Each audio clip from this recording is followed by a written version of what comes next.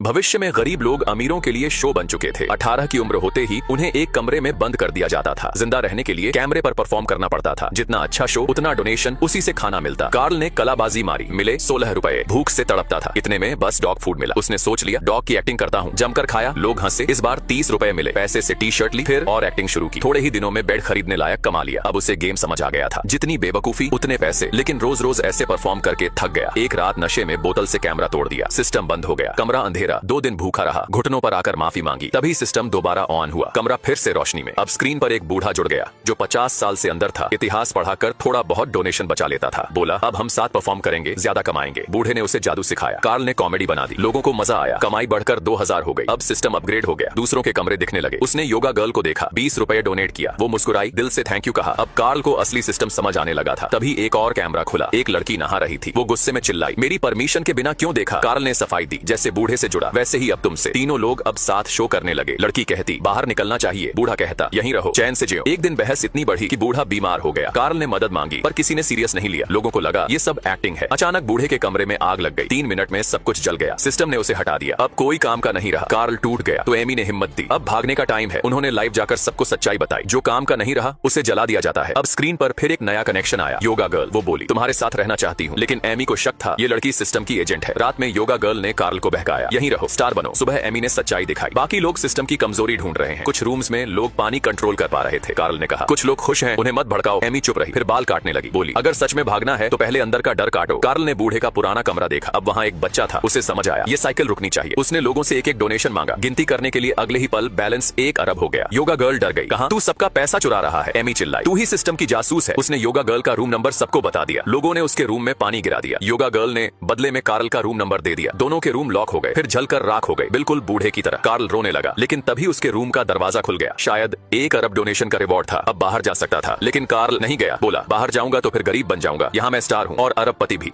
जापानी सोल्जर ने एक अमेरिकी बंदे को 60 किलो का लकड़ी का लट्ठा उठाने का हुक्म दिया। भूख प्यास से बेहाल उस जवान ने जान लगाकर किसी तरह उसे उठाया। बगल में खड़ा जापानी अफसर बोला अगर ये इसे नीचे रखे तो गोली मार देना। जवान के पैर कांपने लगे, लेकिन उसने लट्ठा नहीं छोड़ा। बाकी कैदी उसे देख रहे थे। सब उसके अंदर की आग को महसूस कर रहे थे। जापानी अफसर की घमंड भरी आंखों में अब डर उतर चुका था। दरअसल जब वर्ल्ड वॉर शुरू हुई तो लुइस ने फौरन आर्मी ज्वाइन की, लेकिन एक दिन उनका प्लेन समंदर में क्रैश हो गया। बस 3 लोग बचे। एक छोटी सी नाव ही उनकी लाइफलाइन थी। उन्होंने बचा हुआ खाना पानी इकट्ठा किया और लुइस ने हर दिन की कैलोरी गिन गिन कर बांटी ताकि कुछ और दिन जिंदा रहा जा सके। 7 दिन बीते, कोई मदद नहीं आई। सब खत्म हो गया। अब सिर्फ भूख, सूरज की तपिश और तूफान बचे थे। 15वें दिन एक बर्ड आई। लुइस ने हाथ बढ़ाया और पकड़ लिया, पर उसका मांस इतना खराब था कि सबको उल्टी हो गई। उन्होंने उसी बर्ड से मछली पकड़ने की कोशिश की और सच में एक मछली मिल गई। बाद में लुइस ने समंदर से हाथ से शार्क पकड़ ली, उसे मारकर खाया और बारिश का पानी पिया। तो 73 दिन बीते। एक प्लेन दिखा। उन्होंने इमरजेंसी फ्लेयर छोड़ी, लेकिन जवाब में गोलियां बरसने लगी। वो समंदर में कूदे, पीछे शार्क्स थी, लेकिन दुश्मन ने खून देखकर सोचा वो मर चुके हैं और चला गया। जब वो नाव पर लौटे वो छलनी हो चुकी थी। जैसे तैसे हवा भरी, छेद बंद किए। एक बार तो शार्क ने लुइस को काट ही लिया था। फिर कुछ वक्त बाद एक साथी मर गया। उसका समंदर में अंतिम संस्कार कर दिया। 45वें दिन जब वो कंकाल जैसे हो चुके थे और एक दिन जापानी सैनिकों ने उन्हें पकड़ लिया और ले गए एक खतरनाक कैंप में। यहाँ था कमांडर दिखने में शांत पर अंदर से हैवान। लुइस ने उसे सिर्फ देखा था। वो उसे बाहर खींच लाया और डंडे से मारा, लेकिन लुइस फिर खड़ा हो गया। जब उसे पता चला कि लुइस ओलंपिक खिलाड़ी है, उसने लुइस को रेस में भागने को कहा, पर लगातार भूखे लुइस की हालत खराब थी। दौड़ के बीच में ही गिर पड़ा। वतनाबे ने उसे बुरी तरह पीटा। अब जब भी जापान को हार मिलती वो अपनी भड़ास लुइस पर निकालता। फिर एक दिन लुइस को शहर ले जाया गया, खूब खिलाया गया। फिर कहा गया रेडियो पर अमेरिका के खिलाफ बोलो, पर लुइस ने मना कर दिया। अब वतनाबे ने सारे कैदियों को लाइन में खड़ा किया और कहा हर कोई लुइस को एक पंच मारेगा। पहले बंदा हिचका तो वतनाबे ने एक घायल को मारा। तब लुइस ने कहा जल्दी मारो ताकि कोई और ना पिटे। लोगों ने उसके चेहरे पर घूंसे मारे। लुइस गिर गया, फिर भी उसने हार नहीं मानी। फिर कुछ वक्त बाद उन्हें एक नए कैंप में भेजा गया जहां बर्फ के बीच आलू खोदने पड़ते थे। फिर वही टॉर्चर शुरू हुआ, घंटों काम, चोट, गिराना, लेकिन लुइस चुपचाप सब सहता रहा।